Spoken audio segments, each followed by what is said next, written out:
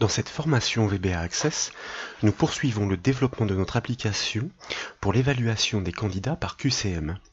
Je vous rappelle que nous avions construit un formulaire liste à partir duquel l'utilisateur pouvait choisir un questionnaire, une liste déroulante chargée de tous les noms de tables correspondant au questionnaire, et qu'à ce choix, l'utilisateur, le candidat, était redirigé vers le formulaire question qui se chargeait de la donnée transmise pour proposer au candidat le questionnaire qu'il avait sélectionné par le biais de la liste déroulante. Ici, nous progressons d'un pas supplémentaire dans la mesure où avant que l'utilisateur puisse participer, nous lui demandons de s'identifier. La raison est simple, nous souhaitons enregistrer au fur et à mesure de l'évaluation les résultats des choix effectués par le candidat pour, à la fin, les archiver dans une table d'inscrits, plutôt dans une table qui lui est liée, afin de livrer à l'issue ses résultats ainsi que son classement par rapport aux autres candidats qui ont été évalués. Comme vous le constatez, la table des inscrits est déjà conçue, le formulaire liste a évolué dans la mesure où une zone de saisie avec un masque de saisie de type password a été ajouté, et le formulaire inscription existe aussi dorénavant pour pouvoir proposer au candidat, lorsque son identification échoue, de s'inscrire pour ensuite pouvoir participer. La première chose à faire donc est de pouvoir valider l'identification d'un candidat qui souhaite participer au questionnaire puisque, comme vous le constatez, la liste déroulante des choix de QCM par défaut est indisponible. Donc, nous allons commencer par afficher notre formulaire en mode création et la première des choses à faire est de pouvoir associer un code événementiel au bouton OK. Si bien que, une fois qu'il est sélectionné, par le biais de sa feuille de propriété, onglet événements, nous allons créer une procédure événementielle qui va déclencher un code au clic sur le bouton.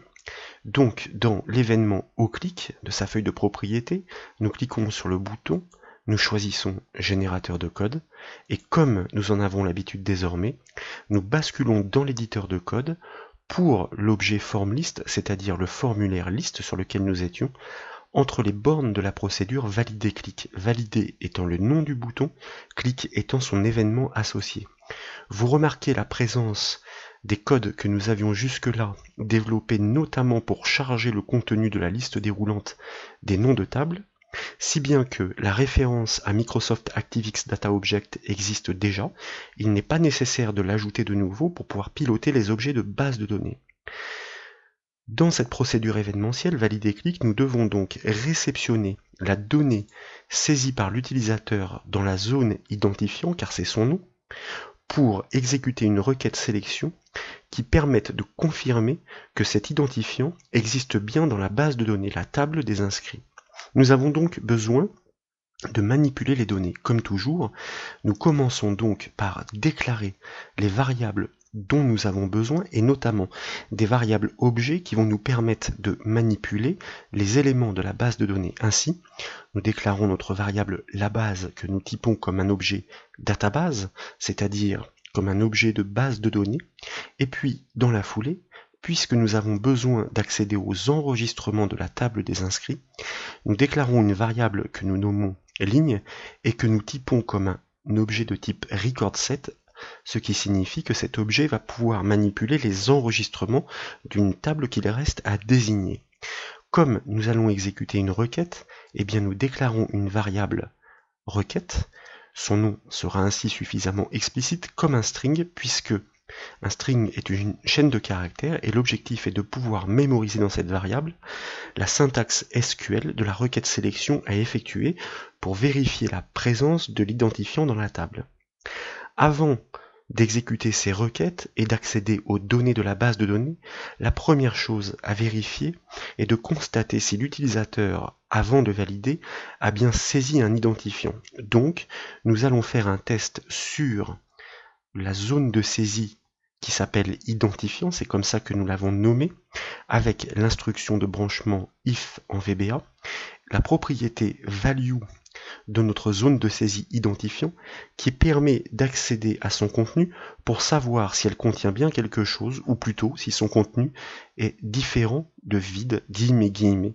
À ce moment-là, effectivement, on va d'abord commencer par boucler notre instruction if, histoire de ne pas générer par mégarde des erreurs de code.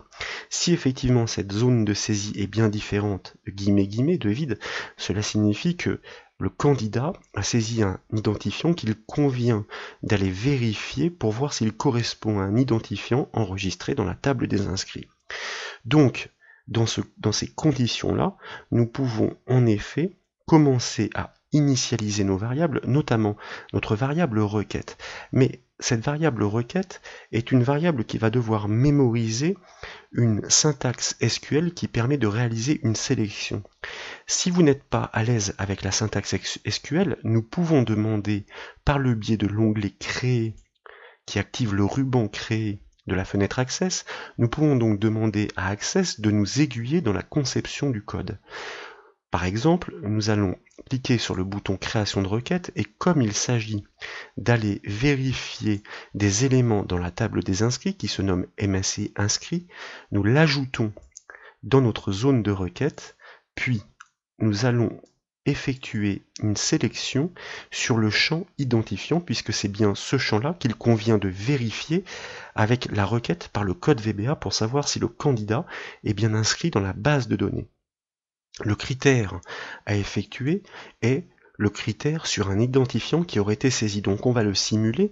Dans la table MSI inscrit, le seul identifiant qui existe à titre de test est l'identifiant 1, 2, 3, 4, 5, 6. Donc, dans notre requête, dans la zone critère, nous allons retaper exactement cet identifiant à l'identique, si bien que si nous exécutons notre requête, c'est une requête sélection, eh bien elle trouve une correspondance et l'affiche. Ce qui nous intéresse, nous, c'est de pouvoir afficher sa syntaxe SQL avec l'éditeur SQL de la transcription de la requête que nous avons construite. Vous remarquez que nous avons une requête select, nous l'avions déjà présentée, ce qui signifie que cette requête est une requête sélection. Nous pourrions très bien ramener l'ensemble de la syntaxe sur une seule et même ligne et nous débarrasser de tous les préfixes des noms de table MSI underscore inscrit point, puisqu'à partir du moment où une requête sélection s'effectue sur une table explicitement nommée, par défaut, la requête SQL va agir sur ces noms de champs sans qu'il soit nécessaire de les préfixer de nouveau. Nous allons en profiter pour épurer le code comme ceci en enlevant les parenthèses qui elles non plus ne sont pas nécessaires dans la mesure où il n'y a ici qu'un seul critère qui est vérifié sur un seul champ. Vous voyez que la syntaxe SQL finalement est très simple. D'ailleurs, si nous l'exécutons de nouveau, nous constatons qu'elle marche fort bien. Et donc, elle a été simplifiée.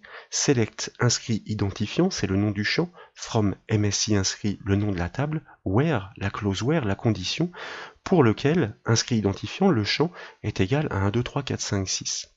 En revanche, comme nous allons inclure cette requête SQL dans du code VBA, eh bien elle sera déjà entre double cotes, entre guillemets, dans la variable requête, et il faut que notre identifiant, qui sera d'ailleurs une variable, soit du coup entre simple cote pour que les deux puissent se cumuler. Donc nous remplaçons ces doubles cotes par une simple cote, nous prélevons la syntaxe SQL complète, nous la copions par CTRL-C, nous pouvons de nouveau vérifier qu'elle fonctionne toujours bien, pas de souci, et nous la fermons sans l'enregistrer.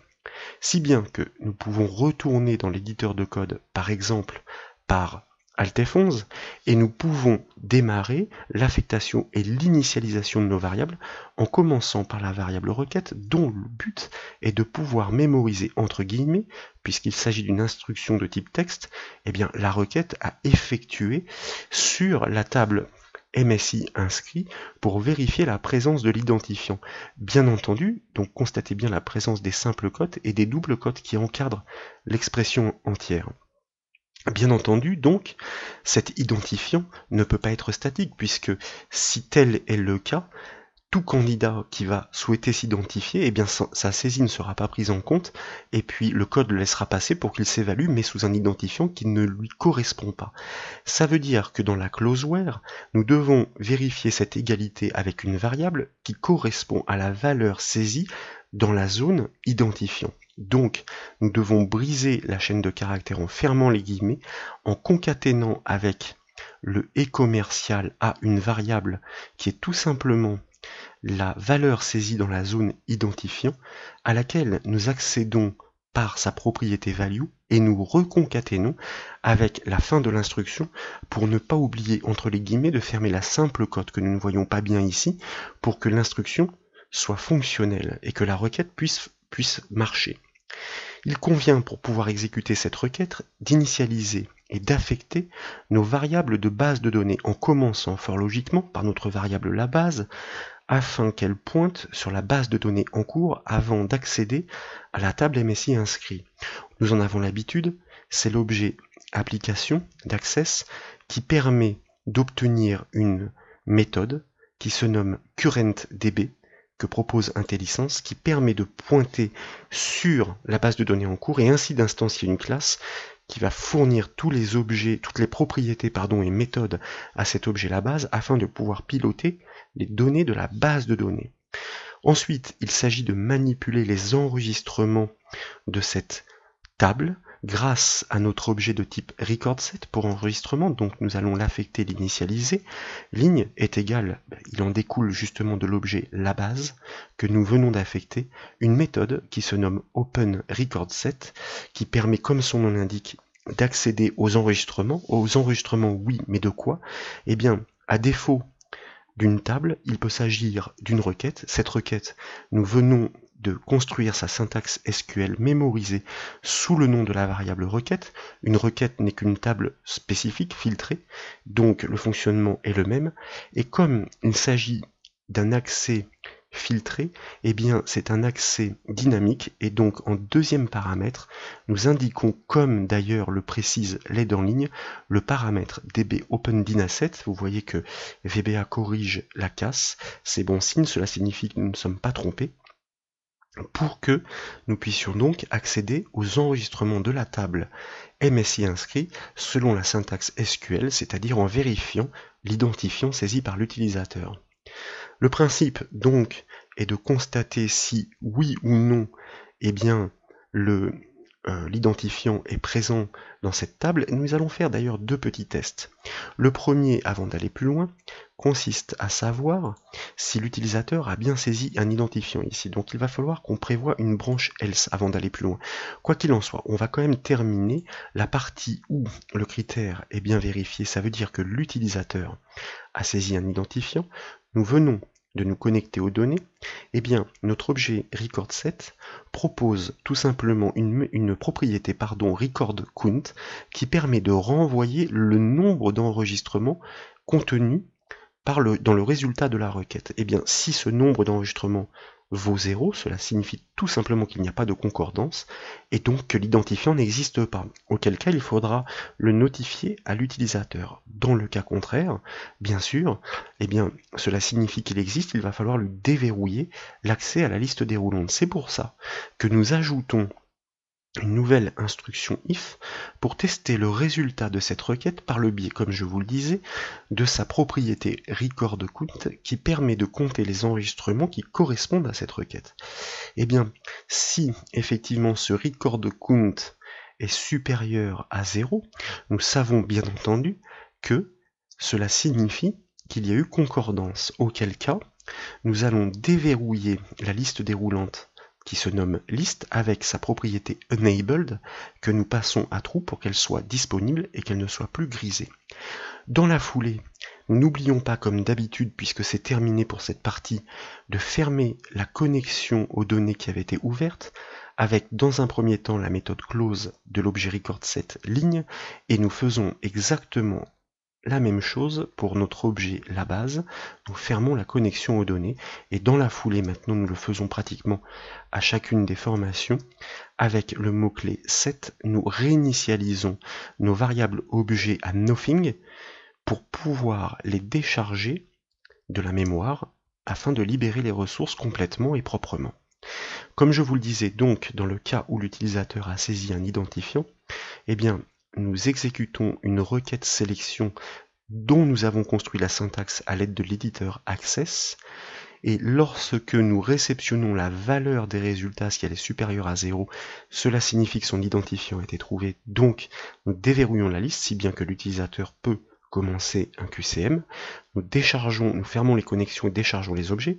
Dans le cas contraire, puisque nous n'avons pas encore traité ce cas comme je vous le disais, else signifie que ce critère n'est pas vrai, ça veut dire que l'identifiant n'a pas été saisi, eh bien nous allons inciter l'utilisateur à l'aide d'un MSGbox à ressaisir son identifiant pour qu'il comprenne bien que tant qu'il ne s'est pas authentifié, il ne peut pas participer.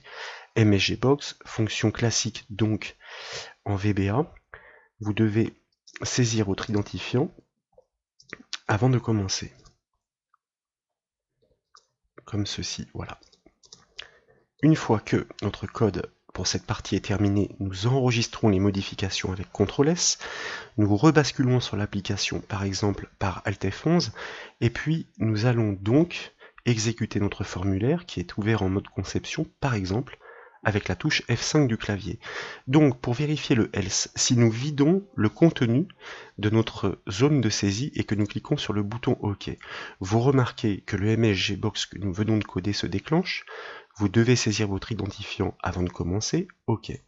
Donc nous allons le saisir. Si nous saisissons un identifiant erroné qui n'existe pas, par exemple ABCDEF, et que nous cliquons sur OK, vous remarquez qu'aucun résultat ne se produit puisque la liste déroulante est toujours inaccessible. Qu'en est-il lorsque nous tapons le seul identifiant pour l'instant qui est connu? Eh bien, lorsque nous cliquons sur OK, vous remarquez que la requête SQL sélection a bien produit un résultat qui a été réceptionné par le code VBA, si bien que ce dernier a déverrouillé la liste déroulante, et du coup, le candidat peut choisir un questionnaire sur lequel s'évalue, et comme nous avions dans les précédentes formations transmis ce paramètre à l'autre formulaire qui se nomme question, eh bien, l'utilisateur peut commencer son évaluation.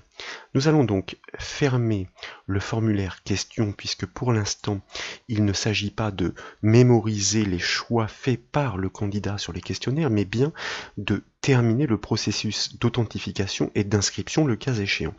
Car sur ce formulaire d'identification, qui d'ailleurs, vous le remarquez, n'a pas été fermé, il va falloir corriger cela, lorsque l'identification ne marche pas, un lien lui est proposé pour être redirigé instantanément sur le formulaire d'inscription. Ça, c'est la prochaine étape. Mais avant tout, comme je vous le disais, il s'agit, lorsque nous choisissons un questionnaire, en même temps que nous commandons l'affichage du formulaire question, eh bien, il faut fermer celui-ci. Alors c'est très simple, c'est une petite ligne de code qui sans doute a été omise dans les formations précédentes. L'objectif donc est de pouvoir accéder à l'événement associé à cette liste déroulante que nous resélectionnons en mode création, et grâce à sa feuille de propriété, vous constatez la présence d'une procédure événementielle attachée à son événement avant mage. Nous cliquons sur le bouton pour pouvoir directement basculer entre les bornes de la procédure qui concerne la liste déroulante, où nous avons déjà les lignes de code qui permettent tout simplement d'accéder au formulaire question en mode conception, de pouvoir transférer des données dans un label, une étiquette, par rapport au choix de l'utilisateur, à sauvegarder ces modifications, puis à rouvrir le formulaire question en mode normal, de manière à ce qu'il réceptionne cette donnée transmise et propose donc le bon questionnaire en fonction du choix de l'utilisateur. Dans la foulée, comme je vous le disais, il s'agit donc de fermer ce formulaire liste. C'est la méthode close de l'objet docmd que nous avons désormais bien l'habitude de manipuler. Et il s'agit ici d'indiquer quelle est la nature de l'objet à fermer. Avec IntelliSense, nous choisissons donc un objet de type ACForm, c'est-à-dire un formulaire. Le deuxième argument consiste à définir quel est le nom de cet objet. Il s'agit du formulaire du nom liste, vous voyez qu'il est rappelé dans l'explorateur de projet, et bien sûr, le dernier paramètre consiste à savoir si nous enregistrons les modifications. Bien sûr que non, puisque en réalité, il ne s'agit que de manipulation utilisateur et pas de modification sur la structure du formulaire. Nous enregistrons ces modifications, nous revenons sur notre formulaire, nous allons simuler donc une identification complète, nous tapons un identifiant valide, le seul qui existe pour l'instant, 1, 2, 3, 4, 5, 6. Lorsque nous cliquons sur OK, la liste déroulante est bien déverrouillée, si bien que nous pouvons choisir un thème. Nous sommes en effet redirigés sur le formulaire question et lorsque nous le fermons, vous remarquez que cette fois-ci, le formulaire liste n'est plus présent. Ça veut dire que dans la foulée, par le code que nous venons d'ajouter, il a bien été fermé. Maintenant, ce qu'il nous reste à faire, c'est de pouvoir envisager le cas, bien entendu, où l'utilisateur qui souhaite s'évaluer, donc le candidat, n'est pas encore inscrit. L'objectif est de pouvoir ajouter ces informations le concernant à la suite des enregistrements dans la table MSI inscrit, par le biais du formulaire inscription qui d'ailleurs est accessible par simple clic sur le lien, pas encore inscrit, si bien que l'utilisateur renseigne les informations qui lui sont demandées, clique sur le bouton valider l'inscription, elles sont aussitôt ajoutées dans la table, le formulaire doit à ce moment-là rediriger sur le formulaire liste pour confirmer l'identification et choisir un QCM et ensuite le candidat peut commencer son évaluation. Donc nous allons commencer par afficher ce formulaire en mode création et le premier code que nous devons développer forcément est celui qui va être attaché au bouton valider. Donc nous le sélectionnons et puis par le biais de l'onglet événement de sa feuille propriété, pour son événement au clic, comme toujours, nous cliquons sur son bouton, nous choisissons le générateur de code et nous validons par OK pour basculer dans l'éditeur de code entre les bornes de la procédure valider clic.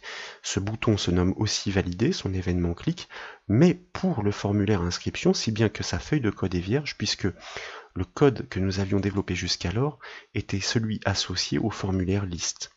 Donc dans le formulaire inscription pour lequel nous avons déjà l'instruction option explicite afin de demander à VBA de bien contrôler toute la déclaration de nos variables, nous allons maintenant, en effet, commencer à développer le code qui va permettre de contrôler les saisies de l'utilisateur qui souhaite s'inscrire. Comme toujours, comme nous avons besoin d'accéder aux données, nous allons redéclarer les variables dont nous avons besoin pour accéder aux éléments de la base de données. Nous redéclarons une variable la base comme un database. Comme notre référence à ActiveX Data Object est déjà présente, eh bien, nous pouvons typer de la sorte nos objets et nous faisons la même chose pour un objet de type record7, donc que nous renommons ligne. Ceci n'a pas d'incidence, nous pouvons très bien utiliser les mêmes noms de variables car une variable, sa durée de vie est limitée aux bornes de la procédure. Comme nous ne sommes plus dans les bornes de la procédure du formulaire liste, eh bien cela signifie que VBA ne connaît pas les variables que nous avions utilisées qui portent le même nom. De la même façon, nous avons donc besoin d'une variable requête que nous redéclarons comme une chaîne de caractères, un string, et ici elle va avoir un double emploi. Tout d'abord, elle va devoir vérifier que l'identifiant saisi par l'utilisateur n'existe pas déjà, car si c'est le cas, eh bien l'identifiant étant unique, l'utilisateur devra choisir un autre identifiant.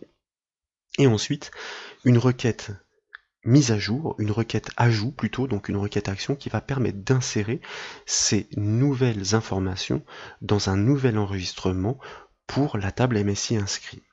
La première chose à vérifier est que l'utilisateur a bien rempli toutes les informations. Donc, nous utilisons une instruction if, puisque tous les renseignements sont obligatoires.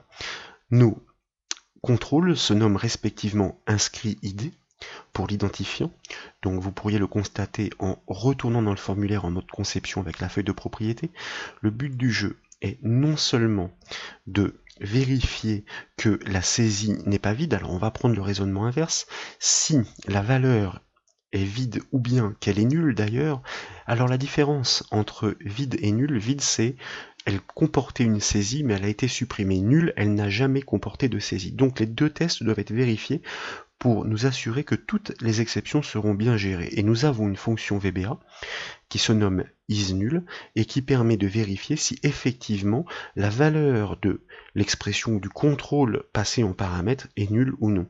Donc il s'agit toujours de inscrit_id.value, c'est-à-dire le contenu de la zone de saisie qui se nomme inscrit_id. Et puis, comme nous devons le faire pour tous les contrôles de saisie présents sur ce formulaire, nous allons par copier-coller répliquer notre code sans oublier à chaque fois d'adapter les noms de ces objets. Pour le nom du candidat, eh bien, le contrôle se nomme inscrit_nom. Il y a aussi inscrit prénom, etc., etc. Donc ensuite nous allons continuer de coller pour pouvoir passer en revue nos 4 champs, nos 4 contrôles, car nous avons dans la foulée notre contrôle inscrit prénom, pour lequel nous devons vérifier non seulement que la saisie n'est pas vide, mais aussi que son contenu n'est pas nul. Et enfin, le dernier, qui se nomme inscrit mail, exactement les mêmes contrôles. Nous n'allons pas oublier de supprimer le dernier OR car il serait de trop, pour remplacer donc le inscrit prénom par inscrit mail dans l'un et l'autre cas. Et à la fin, nous n'oublions surtout pas de fermer la parenthèse du if, puisque toute l'instruction a été inscrite entre les parenthèses. Notez l'utilisation du mot-clé OR qui permet tout simplement de façon non exclusive de vérifier tous ces tests. Il suffit que l'un d'entre eux soit vrai pour que la condition soit considérée comme vérifiée. Par exemple, si seul le nom n'est pas saisi ou qu'il est nul, eh bien ça suffit pour ne pas valider l'inscription du candidat. N'oublions pas de boucler notre instruction if pour ne pas générer d'erreur. Dans ces conditions-là, donc, eh bien, le code ne doit pas s'exécuter. Nous devons informer l'utilisateur que tous les renseignements sont obligatoires et mettre fin à l'exécution du programme. Donc, nous allons prévoir un if et un else. Ici, nous allons en informer l'utilisateur, puisqu'il y a un problème, tout n'a pas été renseigné, que tous les renseignements sont obligatoires. Donc, volontairement, je simplifie les messages d'alerte. Et puis tant qu'à faire, nous allons tester ce code avant d'aller plus loin. Nous prévoyons néanmoins la branche else, car c'est dans la branche else que nous allons traiter les saisies de l'utilisateur, puisque si nous arrivons ici, cela signifie que aucun des critères posés par l'instruction if n'a été vérifié, donc que tous les champs ont bien été renseignés. Nous enregistrons les modifications, par Alt F11, nous retournons sur l'application Visual Basic, sur l'application Access, pardon, et puis nous déclenchons l'exécution de notre formulaire d'inscription, par F5 par exemple.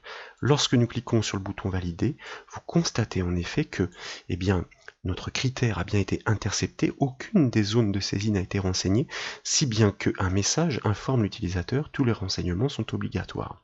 Ok, donc jusque-là tout va bien. Nous pouvons revenir en mode création, et puis basculer de nouveau dans l'éditeur de code, entre les bornes de la procédure valider-clic. L'objectif ici donc est de pouvoir s'assurer que l'identifiant saisi par l'utilisateur existe bien. On va d'ailleurs utiliser une petite astuce pour répliquer une requête SQL que nous avons déjà construite et prélevée grâce à l'éditeur Access, et tant qu'à faire, puisque nous avons exactement les mêmes noms de variables, nous allons prélever tout ce code que je vais ensuite vous expliquer. Nous revenons dans notre formulaire inscription et nous allons coller ce code. L'objectif ici est de vérifier si le champ identifiant, on va sélectionner les informations du champ inscrit identifiant de la table MSI inscrit pour lesquelles le champ inscrit identifiant est bien égal à l'information saisie par l'utilisateur dans la zone prévue à cet effet, qui ne se nomme plus identifiant mais inscrit _id, à laquelle nous accédons à son contenu grâce à sa propriété value. Voilà, si bien que nous reconstruisons l'expression SQL adaptée à ce test en particulier. Dans la foulée donc, nous affectons, initialisons notre variable la base afin qu'elle pointe bien sur cette base de données, puis notre objet de type recordSet pour qu'il puisse manipuler par le biais de cette requête eh bien, les enregistrements de la table MSI inscrit afin de vérifier si l'identifiant saisi par l'utilisateur existe déjà ou non, car s'il existe déjà, eh bien forcément on ne peut pas le laisser passer, il ne peut pas s'inscrire, car un autre candidat a déjà utilisé exactement le même identifiant. Il s'agirait ici de faire un test. Je vous rappelle que la propriété recordCount d'un objet de type recordSet permet de retourner le nombre d'enregistrements, en l'occurrence ici, filtrés par la requête. L'objectif donc est de savoir s'il est supérieur à 0.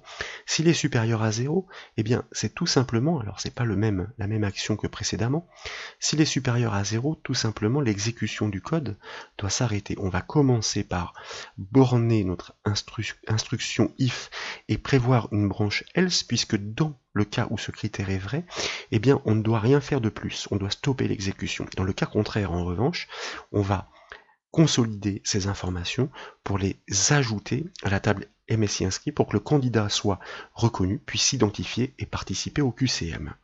Donc effectivement, si l'identifiant existe déjà, nous allons en informer l'utilisateur avec un MSGBox. Cet identifiant est déjà emprunté par exemple, et on va lui demander de bien vouloir le changer. Veuillez le modifier. Bon, c'est un exemple.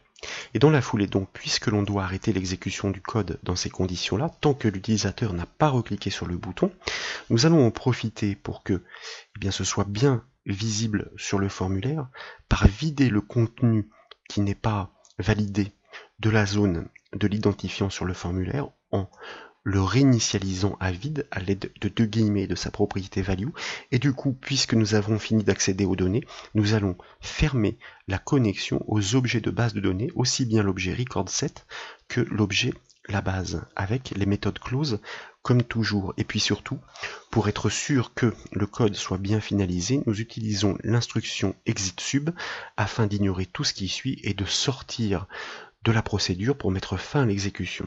Nous allons donc voir ce qu'il en est. Nous revenons sur notre formulaire d'inscription, nous l'exécutons avec F5, nous avions déjà constaté que si nous validions alors que tous les champs n'étaient pas renseignés, forcément, eh bien VBA ne nous laissait pas passer.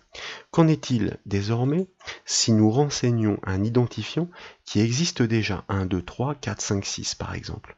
Puis derrière, nous allons mettre des informations arbitraires, peu importe, puisque pour l'instant, rien n'est contrôlé. Nous cliquons sur valider l'inscription, constater que notre requête SQL de sélection a bien été exécutée, a bien vérifié que l'identifiant existait déjà, 1, 2, 3, 4, 5, 6, et donc, nous n'avons pas le droit de poursuivre, notre zone est bien réinitialisée, tout est parfait jusque-là, si bien que tant que je ne change pas d'identifiant, je n'ai pas le droit de passer. On va essayer autre chose, A, B, C, D, E, F par exemple. Si je valide l'inscription, cette fois, aucun message. Ça veut dire que si le code existait déjà pour inscrire dans la table MSI inscrit, eh bien nous aurions déjà ces informations ajoutées à la suite dans la table. Nous allons revenir en mode création. Sachez d'ailleurs, et c'est une petite remarque, après être revenu dans l'éditeur de code, que à ce stade ici, nous aurions pu faire aussi un test pour contrôler la bonne construction de l'adresse email, vérifier la présence de l'arrobas, vérifier la présence du point, etc. Mais comme ici, volontairement, nous voulons nous concentrer sur l'essentiel, eh bien, on va dire que le code étant posé, vous pourrez ensuite l'améliorer à votre guise. Donc, nous avons ici, avec un garde-fou, pu contrôler que l'identifiant existait déjà, donc nous stoppons l'exécution du programme. Dans le cas contraire, d'ailleurs le exit_sub nous aurions pu le mettre ici, mais effectivement nous n'allons pas rajouter d'autres codes à la suite.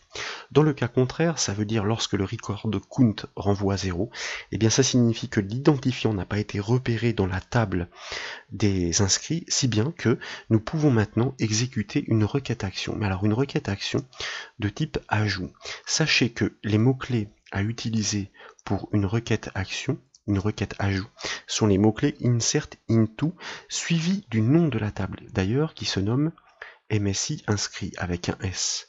Ça veut dire qu'ici nous souhaitons ajouter dans la table MSI inscrit pour les champs à lister, en l'occurrence ils sont tous concernés, donc nous allons les lister les uns après les autres. Alors il est impératif ici de tous bien les écrire sans faire de faute d'orthographe. Donc si une erreur de code d'aventure était générée, il faudrait commencer par regarder de ce côté-là. On va lister donc tous les champs concernés par l'ajout dans la table MSI inscrit. Il s'agit des champs inscrit identifiant, inscrit nom, inscrit prénom, et puis inscrit mail de mémoire. Mais si vous avez un doute, je vous rappelle que vous pouvez revenir sur les objets depuis le volet Access, ouvrir la table, inscrit identifiant, nom, prénom et mail. Très bien, donc nous pouvons revenir dans notre code. La requête insert into pour ajouter des enregistrements dans la table désignée juste après les mots-clés, en listant un à un, tour à tour, tous les champs concernés. Entre parenthèses, grâce aux mots-clés values, va permettre de lister de la même façon et selon la même chronologie les variables à insérer dans chacun de ces champs qui ont été listés précédemment. Comme il s'agit pour chacun de variables de type texte, n'oublions pas la simple cote, touche 4 du clavier. Nous brisons notre chaîne de caractères avec une double cote pour concaténer avec le et commercial à une variable. Dans l'identifiant, ce que nous devons inscrire, c'est tout simplement ce que contient le champ inscrit id.value, sa propriété pour accéder à son contenu, que nous reconcaténons à une double cote pour reprendre la syntaxe SQL, une simple cote pour bien l'encadrer entre des guillemets à l'intérieur des guillemets de la syntaxe SQL. Virgule, parce que maintenant nous passons au champ inscrit nom que nous devons remplir de la même façon, simple cote, double cote, et commercial. Cette fois-ci, c'est la propriété value du champ inscrit nom que nous reconcaténons avec l'expression statique, double cote, simple cote, virgule, simple cote, double cote, et commercial. Cette fois-ci, nous accédons à notre variable inscrit prénom, ou plutôt notre contrôle, propriété value, comme toujours, que nous concaténons avec la partie statique, double cote, simple cote, virgule, pour accéder au dernier nom de champ, et en l'occurrence, il s'agit du champ mail, simple cote, double cote, et commercial, inscrit mail.value, pour accéder au contenu de la zone de texte sur le formulaire que nous concaténons, double cote, simple cote, pour terminer la syntaxe SQL de notre requête action. Plus précisément de notre requête ajout. Alors je vais vérifier très rapidement qu'il n'y a pas d'erreur de syntaxe. La syntaxe SQL n'est pas un souci. Ce qui est important ici, c'est de vérifier que tous les noms de champs ont été correctement saisis, ce qui semble être le cas, ainsi que d'ailleurs les noms des contrôles. D'ailleurs, IntelliSense ne se serait pas déclenché s'il y avait eu une erreur de saisie. Si bien que dans la foulée, puisqu'il s'agit d'une requête action, nous pouvons demander à notre objet de base de données, la base, par le biais de sa méthode execute, et bien tout simplement de déclencher l'exécution de notre requête action afin de pointer sur la table en question et d'ajouter les enregistrements en fonction des valeurs saisies. Cette requête à exécuter se nomme requête, c'est elle qui mémorise la syntaxe SQL, et dans la foulée donc, eh bien nous allons tout simplement afficher un message à l'utilisateur pour lui confirmer qu'il est bien inscrit, vous êtes désormais inscrit. Et nous allons vérifier que tout cela est fonctionnel. Il serait plus normal, logiquement, dans la foulée, de fermer les connexions à nos bases de données et de vider les variables objets pour les décharger de la mémoire. Mais comme nous sommes en développement ici et que je souhaite montrer le résultat, nous le ferons après, ce n'est pas bien grave. Très bien, donc nous revenons sur notre application Access, nous exécutons notre formulaire. Tiens, d'ailleurs, nous allons le fermer préalablement, ainsi que le formulaire liste, tant que nous y sommes, pour repartir d'un formulaire vierge. Donc nous le double-cliquons pour l'exécuter. Alors, je vous rappelle que le test, en effet, sur les champs lorsqu'ils sont vides, est bien fonctionnel pour mettre fin à l'exécution. Je saisis de nouveau, histoire de revérifier la fonctionnalité, l'identifiant 1, 2, 3, 4, 5, 6, avec cette fois-ci d'autres informations pour les noms, les prénoms, parce que je souhaiterais cette fois-ci que nous réussissions à insérer en effet des informations dans la base de données. Alors, il s'agit d'informations bien entendu arbitraires. Lorsque nous cliquons sur le bouton valider l'inscription, c'est fait exprès, 1, 2, 3, 4, 5, 6, cet identifiant est déjà emprunté, on n'a pas le droit de passer. Cette fois-ci, je vais taper par exemple A, B, C, D, E, F, et nous allons tenter l'inscription.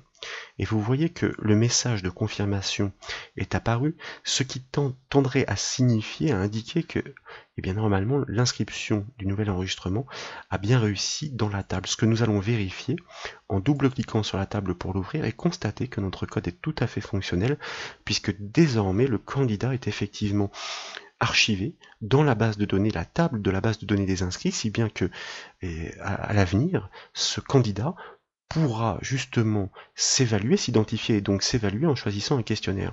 Donc ce qui nous reste à faire ici, après avoir déchargé l'ensemble des variables et fermé les connexions, eh bien c'est tout simplement de rediriger l'utilisateur nouvellement inscrit vers le formulaire d'identification pour qu'il confirme et qu'il puisse choisir le test sur lequel il souhaite s'évaluer. Donc, nous retournons dans notre code afin de terminer proprement notre procédure. Je vous rappelle que l'objectif ici est de pouvoir fermer les connexions.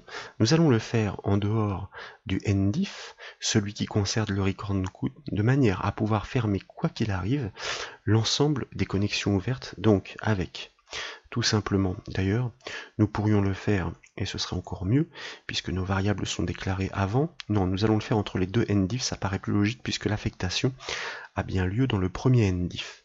Donc, ligne.close, comme toujours, et ensuite la base .close pour fermer les connexions dans un premier temps. Et ensuite, grâce au mot-clé set, nous déchargeons l'une et l'autre variable objet avec le mot-clé nothing pour libérer les ressources. Donc, ce qui est vrai pour la variable ligne, nous le faisons aussi pour la variable la base. Nous pourrions ici essayer de compiler le projet pour nous assurer qu'il n'y a pas d'erreur recensée par VBA à ce stade. Et comme je vous le disais, une fois que nous avons terminé de vider ces variables et de décharger et de fermer les connexions, lorsque ce test est vrai, eh bien il nous faut pouvoir rediriger, dans ce cas précisément en tout cas, l'utilisateur vers le formulaire d'identification de manière à ce qu'il puisse confirmer qu'il s'agit effectivement d'un candidat qui est inscrit qui a le droit de s'évaluer. Donc nous revenons dans le else qui, je vous rappelle, va permettre de confirmer l'inscription. C'est ici que nous devons donc, dans un premier temps, ouvrir le formulaire liste en mode création grâce à l'objet docmd. Donc docmd open form, et comme vous le savez, avec la méthode openForm, ce qui suit, c'est le nom, en l'occurrence du form name, de l'objet qui est à ouvrir. Donc c'est le formulaire list que nous ouvrons. Et vous savez pourquoi? En mode design, tout simplement parce que, avant de l'ouvrir, nous souhaitons lui transmettre une information. Et en l'occurrence, cette information ne peut pas être transmise à un formulaire, comme le formulaire list, dans une zone de saisie, comme par exemple ici, la zone d'identifiant. C'est pourquoi nous avons prévu à cet effet, en bas à droite du formulaire, une zone que nous avons nommée récup et qui a la propriété visible sur false, à non, de manière à ce qu'elle ne soit pas visible, mais que au chargement, ce formulaire puisse récupérer l'information transmise pour la charger dans la zone identifiant. Bon, après ce constat, donc, nous allons pouvoir revenir dans notre code par Alt F11, puisque l'objectif, maintenant que notre formulaire est ouvert en mode design, eh bien, il faut pouvoir lui transmettre ces informations, le formulaire concerné, et donc le formulaire formList. Sur ce formulaire, il y a donc cette zone de saisie, ce label plutôt, dont je vous ai parlé, qui s'appelle récup, auquel nous accédons à son contenu grâce à sa propriété caption, et dans lequel nous allons tout simplement transmettre l'information de l'identifiant qui a été validé par la requête précédente, c'est-à-dire inscrit ID .value. Maintenant que l'information a été correctement transmise, eh bien, nous allons pouvoir fermer ce formulaire grâce à la méthode close de l'objet docmd comme toujours, qui demande en premier paramètre quelle est la nature de l'élément que nous fermons. Il s'agit d'un formulaire à ses formes, puis quel est le nom du formulaire que nous fermons, il s'agit du formulaire list, et enfin, est-ce que nous enregistrons cette fois, bien entendu, puisque en mode modification, design, nous avons bien opéré un changement sur ce formulaire. Dans la foulée, donc, nous pouvons l'ouvrir. Docmd, nous reprenons notre instruction de départ OpenForm, sauf que cette fois-ci, notre formulaire liste, nous allons l'ouvrir normalement pour que l'utilisateur puisse y accéder et agir directement sur les contrôles qui lui sont proposés. Et donc c'est un mode d'ouverture proposé par IntelliSense qui est assez normal. Une fois que tout ceci est fait et une fois que toutes les variables sont déchargées, eh bien nous allons en profiter, donc nous mettons un peu plus bas dans le code pour fermer le formulaire inscription, puisqu'il a rempli les fonctions qu'on lui avait demandé de remplir, à savoir inscrire le nouveau candidat dans la table des inscrits, et puis passer le relais au formulaire liste avec les informations dynamiques. Et cette fois-ci, donc, nous n'avons pas besoin de le sauvegarder. Alors je m'assure tout de même que je n'ai pas fait d'erreur de syntaxe. Inscription, tout semble correct, nous le fermons à l'issue. Nous enregistrons les modifications, et puis nous allons faire un nouvel essai pour inscrire un nouvel utilisateur. Ici, par exemple, je vais remplir, pourquoi pas, l'identifiant 999999. On va remplir un nom, Juana par exemple. Alors, sans faire de faute, tant qu'à faire, je disais donc Juana, suivi du prénom Marie, et puis une adresse mail très vite fait, pour nous assurer que tout fonctionne. Alors, arrobas, voilà, ça sera très bien. Test.fr là aussi, c'est pas ça le plus important. Nous validons l'inscription, nous avons le message de confirmation, et nous constatons en effet que nous sommes redirigés directement sur le formulaire évaluation des candidats, mais ici, ce qui manque, c'est tout simplement la réception de la donnée. Pour l'instant, cette donnée, elle a bien été transmise dans la zone qui est invisible, caption, mais elle n'a pas été récupérée dans la zone de saisie, puisque nous ne pouvions pas écrire dessus, si bien que si nous validons en cliquant sur le bouton OK, eh bien l'accès nous est toujours refusé. En revanche, vraisemblablement, puisque nous sommes inscrits, si nous retapons 999999, eh bien VBA devrait constater que nous sommes bien dans la base de données, et vous voyez qu'en tant que nouvel inscrit, nouveau candidat, j'ai bien le droit de participer au QCM, de faire mon choix et de dérouler sur le formulaire question. Remarquez que notre formulaire inscription du départ a bien été fermé par la dernière commande d'OCMD close que nous avons programmée. Nous allons vérifier que dans la table MSI inscrit, il y a bien l'information sur Marie, Juan, donc je me suis trompé dans le nom mais c'est pas très grave, avec l'identifiant que j'ai inscrit, ce qui explique en effet que nous avons été redirigés avec succès sur le formulaire d'identification. Donc vous voyez que petit à petit, notre application Access pour l'évaluation des candidats par les QCM est en train d'évoluer de façon conséquente. Mais ce n'est pas terminé puisque comme je vous le disais, lorsque nous sommes sur le formulaire liste, eh bien, il faudrait tout simplement que le code VBA au chargement puisse récupérer cette information qui est susceptible d'avoir été transmise par le formulaire inscription précédent afin que eh bien, le processus soit au maximum automatisé, que l'utilisateur n'ait plus qu'à valider pour pouvoir participer dans la foulée. Donc ici, nous allons sélectionner le formulaire pour lequel, nous le savons, par le biais de l'onglet événements, il y a déjà une procédure événementielle sur chargement. Le principe est d'ajouter un petit code qui ne pouvait pas avoir été prévu jusqu'alors, puisque tout simplement, les autres formulaires et les autres actions d'identification et d'inscription n'existaient pas. Il s'agit, nous allons nous placer au niveau des affectations, d'ajouter le code ici qui va permettre de tester si dans la zone récup qui est invisible, une information a été transmise. Si c'est le cas, eh bien, elle doit être chargée dans la zone de l'identifiant. Donc nous utilisons toujours une instruction de branchement if pour le formulaire list au form load et nous allons tester effectivement le contenu du label qui se nomme récup avec sa propriété caption pour accéder à son contenu. Est-il différent de guillemets, s'il est différent de guillemets, c'est que une information a bien été transmise par une inscription précédente. À ce moment-là, on va charger ce contenu dans la zone de saisie qui, sur ce formulaire, se nomme identifiant, à laquelle nous accédons à son contenu par le biais, comme toujours, de la propriété value pour l'affecter, et bien tout simplement au contenu de ce label recup.caption. Nous répétons le code. Si le contenu du label qui est invisible est bien différent de vide, à ce moment-là, nous chargeons ce contenu dans la zone identifiant. Nous allons tester tout cela. Ce que je vous propose, c'est que nous fassions un processus complet, la boucle, c'est-à-dire que lorsque nous arrivons, c'est le formulaire liste qui doit être proposé naturellement, et bien nous allons taper un identifiant qui n'existe pas. Par exemple, nous allons taper 5, 5, 5, 5, 5, 5. Lorsque nous cliquons sur OK, eh bien nous constatons qu'effectivement, nous n'avons pas le droit de passer puisque nous ne sommes pas encore inscrits. Donc, nous cliquons sur le lien pas encore inscrit pour être redirigé sur le formulaire d'inscription. Et là, nous allons simuler une inscription. 5, 5, 5, 5, 5, 5. Et puis, nous allons rentrer tout simplement un nom. Alors, tout simplement ici, pourquoi pas Casselan, et ensuite en prénom Étienne, et en mail, nous allons taper et.c@test.fr comme toujours, et nous validons notre inscription en cliquant sur le bouton. Nous avons la confirmation, nous sommes redirigés sur notre formulaire. Constatez que cette fois-ci la zone de saisie est pré-remplie. Si nous cliquons sur OK, eh bien, l'accès nous est déverrouillé, ça veut dire que notre formulaire d'inscription a bien transmis notre identifiant pour le candidat fraîchement inscrit, c'est-à-dire 555555, qui au chargement de ce même formulaire liste a été récupéré dans la zone identifiant, si bien que l'utilisateur n'a plus qu'à valider, pour pouvoir ensuite choisir un questionnaire.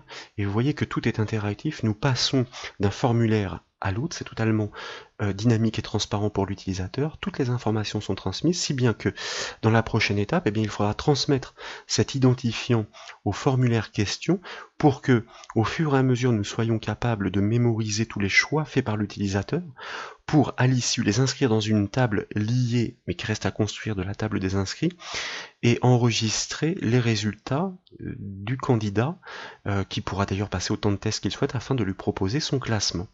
Il sera intéressant aussi de verrouiller l'application pour que l'utilisateur n'ait plus accès à tous les objets de base de données et qu'il n'y ait plus que le formulaire, et ainsi nous aurons une vraie application professionnelle. Mais tout cela, nous le décomposerons en plusieurs pas à pas suivants dans les autres formations que je vous proposerai sur des thématiques bien précises pour construire et finaliser le développement de ce QCM. Voilà, j'espère que cette formation pour l'authentification et l'inscription dans les bases de données vous a plu. Si c'est le cas, je compte sur vous pour mettre un petit j'aime à la vidéo, et comme vous le savez, vous pouvez retrouver toutes les autres formations sur le site bombage.fr. Je vous remercie.